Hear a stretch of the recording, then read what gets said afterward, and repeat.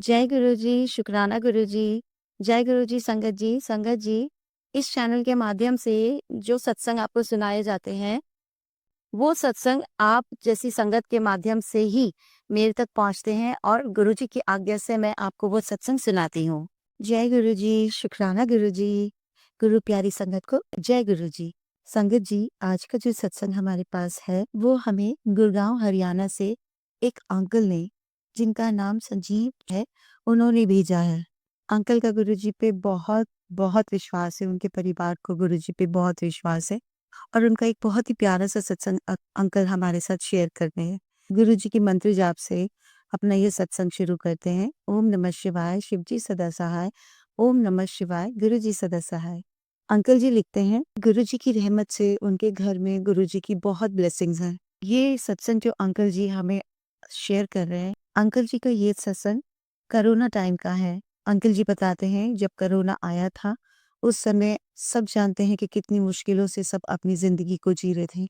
उस समय कितनों ने अपनों को खोया है और खोने के बाद लास्ट में उनके चेहरे भी नहीं देख पाए। कुछ हॉस्पिटल से सीधे गुरुजी के चरणों में चले गए और चरणों में जाने के बाद कितने टाइम तक फ्यूनरल तक के लिए, अंत्येष्टि तक के लिए लोग एक-दूसरे का चेहरा तक नहीं देख पा रहे थे।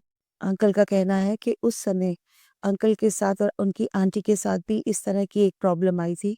अंकल बताते हैं कि कोरोना टाइम में उनका और आंटी का दोनों का जॉब चला गया था और अंकल को ये टेंशन थी कि अब कैसे आगे सर्वाइव करेंगे, क्योंकि घर से निकला भी नहीं जा रहा था, कोई इंटरव्यूज़ भी नहीं दे पा रहे थे।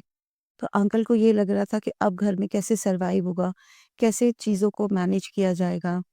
अंकल जी बताते हैं कि आप सब जानते हैं कि गुड़गाँव जैसी सिटी में रहना कितना महँगा है और गुरु जी की रहमत से हमारा सब कुछ सही चल रहा था, बहुत सही चल रहा था। पर अचानक से जॉब जाने के बाद मेरे को टेंशन होने लगी थी कि रेंट भी टाइम पे जाएगा, ईएमआईज़ भी टाइम पर जानी है, कैसे क्या होगा? कुछ समझ ही नहीं आ रहा था अंकल को। उस समय सिर्फ अंकल बताते हैं कि सबके पास एक ही काम था, सिर्फ खाना और टीवी देखना और सोना, बस इसके अलावा कोई और काम तो हो ही नहीं पा रहा था। गुरुजी ने कहा था ना कि एक बहुत माड़ा वक़्त आएगा, एक बीमारी चारों तरफ से दुनिया को घेर लेगी, बस वही सब कुछ सामने होता नज़र आ रहा था।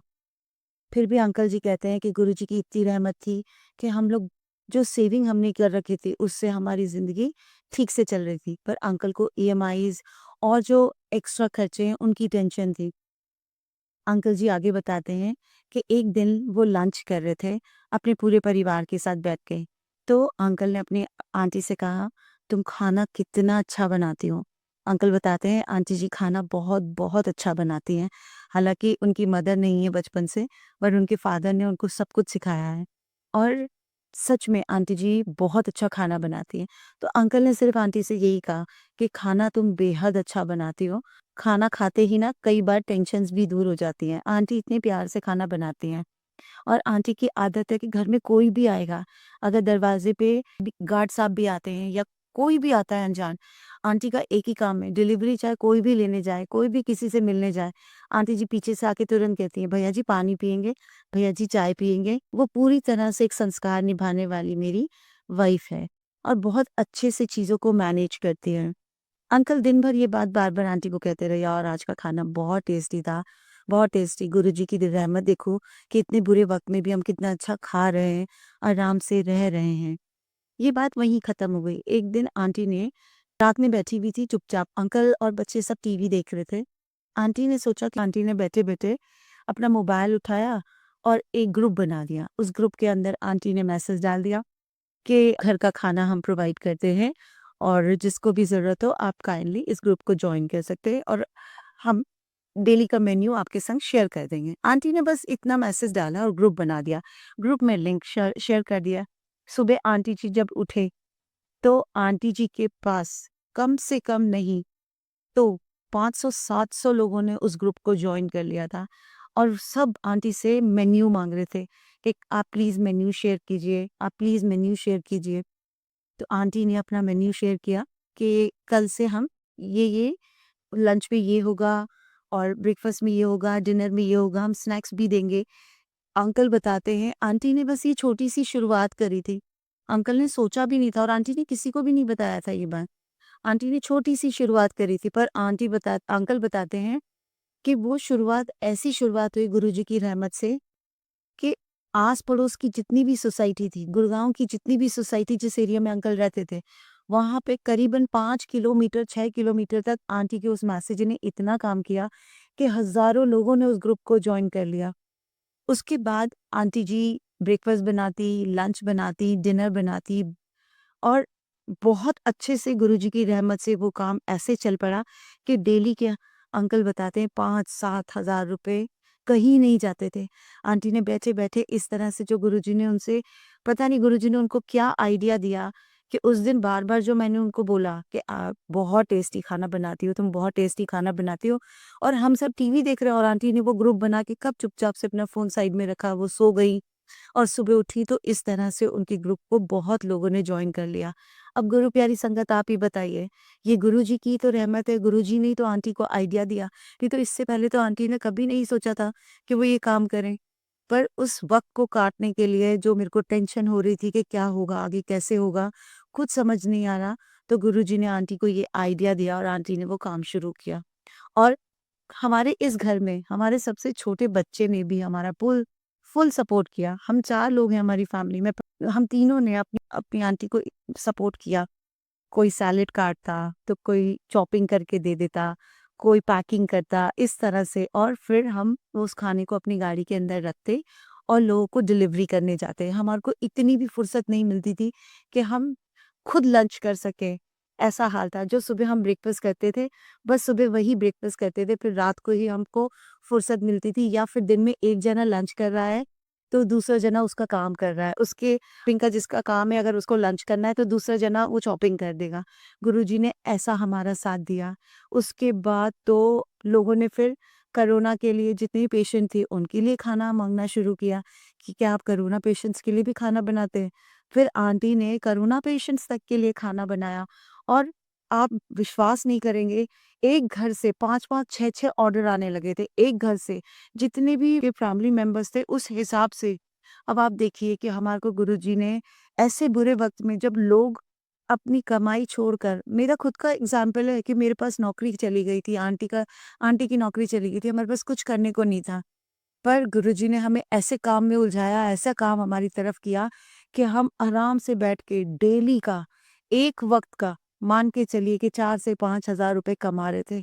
जो मुझे टेंशन थी कि ईएमआईज़ कैसे जाएगी और सब कैसे होगा, वो सब गुरुजी ने ऐसे पल भर में ठीक कर दिया। अब आपको मैं आगे का सत्संग सुनाता हूँ। अभी तक सब कुछ ठीक चल रहा था। अब क्या हुआ, लोगों को डिलीवरी करते-करते मैं बीमार पड़ गया। मुझे मुझे फ़ीवर हो गया। मेरी वाइफ़ मतलब मेरी आंटी ने मुझे कहा कि तुम एक बार है ना आप अपना चेकअप करा लो। हम कोरोना पेशेंट्स को खाना देने जाते हैं, भले ही हम उनके घर तक नहीं जाते, हम गार्ड्स को दे देते हैं, पर फिर भी एक बार चेकअप कराने में क्या जाता है? आप चेकअप करा लो।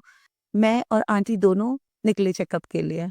चेकअप कराया, तो उन्होंने कहा रिपोर्ट कल मिलेगी। हम दूसरे दिन रिपोर्ट लेने गए, तो मैं कोरोना पॉज़िटिव था।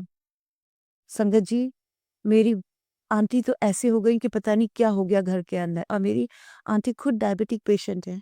अब मेरे को ये चिंता थी कि अगर सोसाइटी में बताया कि भई हमारे यहाँ से भी एक फैमिली मेंबर बीमार हो गया है, तो खाना कैसे जाएगा? तो आंटी ने बोला, "आप बिल्कुल चिंता ना करो।" हमारा 3 बीएचके का घर था।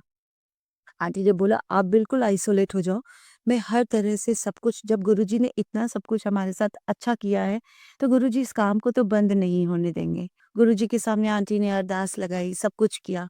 बस अरदास लगाने के बाद आंटी ने कुछ कहा नहीं, बस यही कहा कि गुरुजी, इस घर में भी आपको पता है कैसे चला रहे हैं आप इस घर को, बस अंकल बीमार हुए हैं, आप उनको सँभालिए। बस ये बीमारी हमारे ज़रिए कभी किसी को तक ना पहुँचे। और आंटी ने बिल्कुल मेरे खाना मुझे देती थी, तो दरवाज़े के एकदम एज पे रख देती थी खाना, पानी की बॉटल, गर्म पानी की बॉटल, सब कुछ। और आंटी अपने काम को वैसे ही करती रहीं। रोज़ घर के अंदर आंटी गंगा जल छिड़कती, मुझे भगवान का भोग ही खिलाती। सारा चीज़ ये चल रहा था, पर आंटी ने ना पीछे मुड़ के नहीं देखा। बस एक बार जो काम शुरू हुआ, वो काम बढ़ता ही जा रहा था, बढ़ता ही जा रहा था। जो कोरोना पेशेंट को खाना देता था, मेरे को जो इंसान खाना देता था, वो बस बीन बैग बाहर की तरफ थोड़ा दूर दूसरे वाले रूम में लगा के सामने वाले रूम में मैं लेटा रहता था और वहीं से मैं कुछ माँगता तो तुरंत मुझे दरवाज़े के बाहर दे दिया जाता। जैसे ही मैं खाना अपना उठाकर खाना खाता, उस जगह को अच्छे से साफ कर दिया जाता। अब मैं धीरे-धीरे ठीक होने लगा, बिल्कुल ठीक हो गया मैं। आंटी ने मेरी काफ़ी अच्छे से हेल्प करी, मेरे को अच्छे से सँभाला, उन्होंने घर भी सँभाला। कोई चीज़ गुरुजी ने इधर से उधर नहीं होने दी। आंटी को गुरुजी ने इतनी शक्ति दे दी थी कि वो तीनों टाइम खाने के अलावा अकेली और साथ में मेरा बेटा बड़ा वाला आंटी के साथ रोटी सिकवाता, पता नहीं कितनी-कितनी रोटी सिकवाता। आंटी इतना-इतना आटा गूँथती कि उनके हाथों में आटन पड़ गई थी।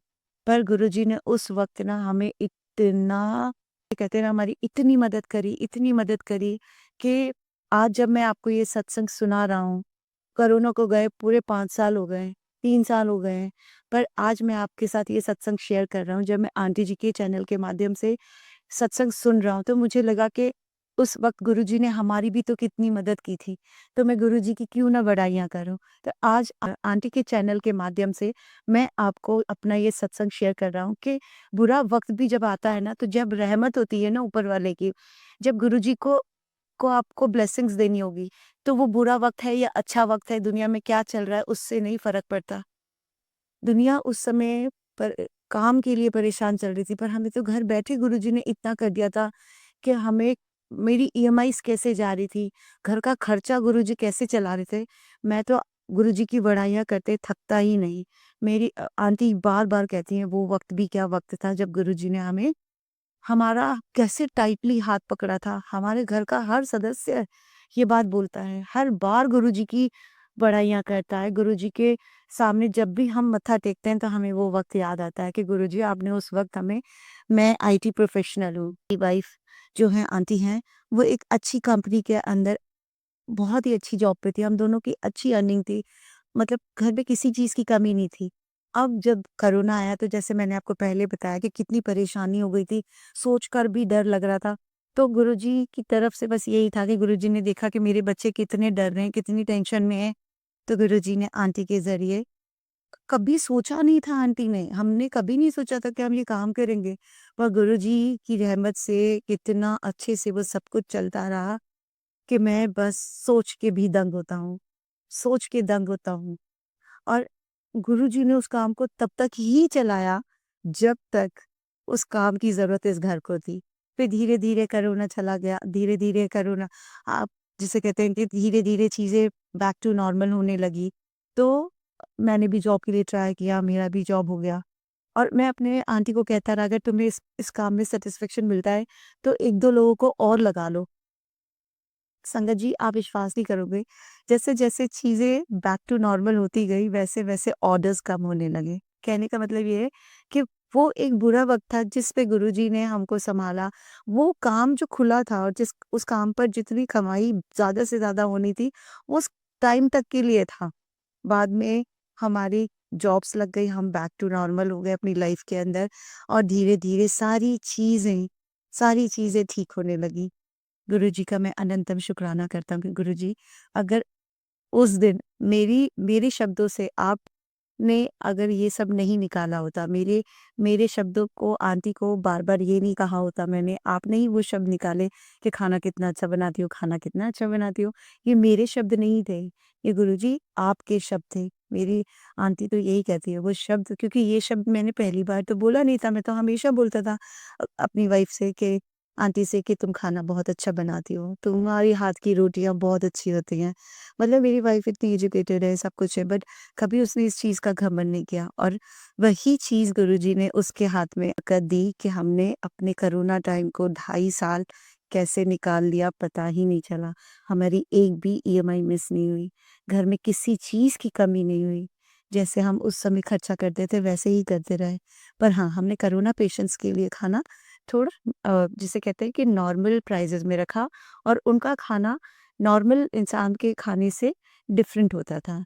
जो डॉक्टर उनको प्रिस्क्राइब करता था, जैसा खाने को बोलता था, आंटी बिना मिर्च मसाले का पहले कोरोना पेशेंट्स के लिए खाना बनाती थी, उसके बाद नॉर्मल लोगों के लिए बनाती थी। सबसे पहले वो कोरोना पेशेंट्स के लिए मंदिर के अंदर खाना रख देती थी और गुरुजी से उसको ब्लेस करवा देती थी और उसके बाद उसको सर्विंग के लिए सर्विंग बॉल्स में पैक करती थी। मैं गुरुजी का बहुत शुक्राना करता हूँ कि उस वक़्त जब हमारा इतना टाइट गुज़ारा करने का टाइम आ गया था, तब गुरुजी ने हमें बिल्कुल भी मतलब हमने जो बाहर जाकर हम लोग स्नैक्स खाते हैं, जिसकी क्रेविंग होती है, वो हमको घर में आंटी ने क्या नहीं बनाया था, आंटी सब कुछ बनाती थी। मोमोज़ भी बनाती थी और दही भल्ले भी बनाती थी, मतलब स्नैक्स में जो-जो होता है वो सब बनाती थी। लंच में क्या जाना चाहिए, डिनर थोड़ा हल्का होना चाहिए। ब्रेकफ़ास्ट में पराठे होते थे, चीज़ी पराठे होते थे। जो एक मेन्यू होता है, जो हर कोई खाना पसंद करता है, वो सब आंटी बनाती थी। ये सब गुरुजी की रहमत थी। गुरुजी ने मतलब माँ अन्नपूर्णा का रूप लेके हमारा बहुत साथ दिया।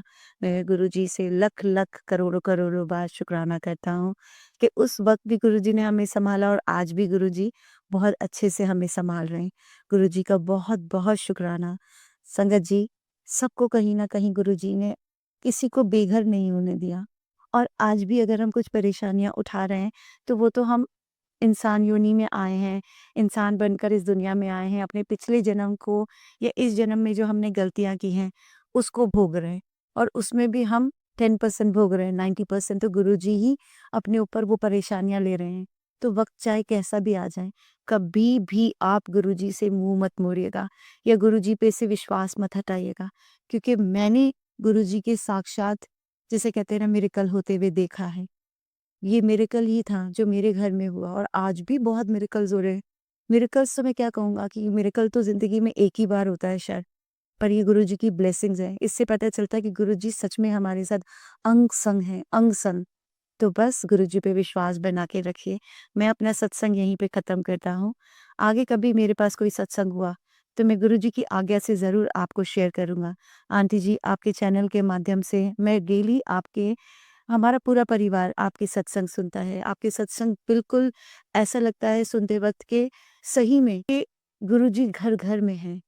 कभी आपने अपने सत्संग के ज़रिए ये नहीं कहा कि ऐसा मत करो, वैसा मत करो, जैसे और जगह पे बहुत से सत्संग में डरा के लोग अपने सत्संग को सुनाते हैं, वैसा आप कभी नहीं करते हो। इसलिए हम आपके सत्संग को सुनते हैं। आंटी जी, आपको गुरुजी बहुत ब्लेस करे। आप इतने अच्छे से एक-एक शब्द के ज़रिए लोगों तक, पूरी की प्यारी संगत तक आप अपने ये सत्संग जो हमारे सद्गुरु जी ने किए हैं, वो पहुँचा रहे हो। गुरुजी आपको और आपके परिवार को बहुत ब्लेस करे। आपके चैनल के माध्यम से पता चला था कि आपके बच्चे को भी अभी काफ़ी तकलीफ़ है। गुरुजी, आप इतना अच्छा काम कर रहे हो। गुरुजी आपके बच्चे को खूब ब्लेस करेंगे, आपको ब्लेसिंग्स दें। बस मंत्र जाप के साथ मैं अपने सत्संग को यहीं विराम देता हूँ। ओम नमः शिवाय, शिव जी सदा सहाय। ओम नमः शिवाय, गुरु जी सदा सहाय। जय गुरु जी, शुक्राना गुरु जी।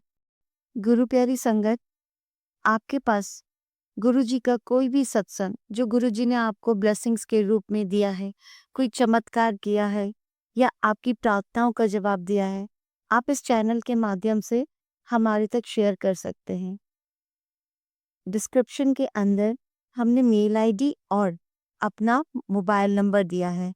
आप अपनी आवाज़ में या लिखकर हमें अपना सत्संग भेज सकते हैं। हम जल्द से जल्द आपका सत्संग जिस दिन भी गुरु प्यारी संगत तक पहुँचाएँगे, आपको इन्फॉर्म कर देंगे। जय गुरु जी, शुक्राना गुरु जी।